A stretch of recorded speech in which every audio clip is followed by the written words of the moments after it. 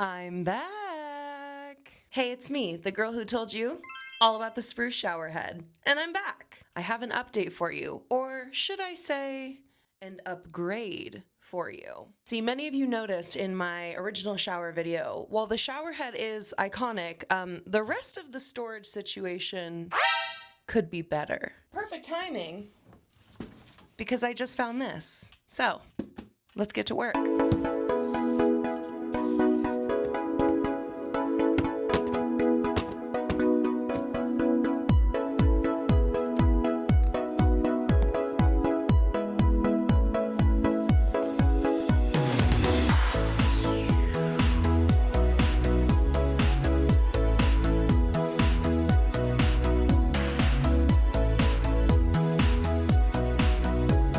We're good.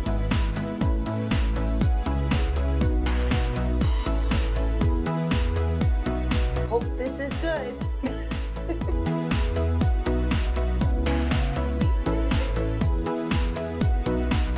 All right, update, just finished getting the 2 mounts in the shower. We have to wait 12 hours for it to dry, and then we'll attach this tomorrow.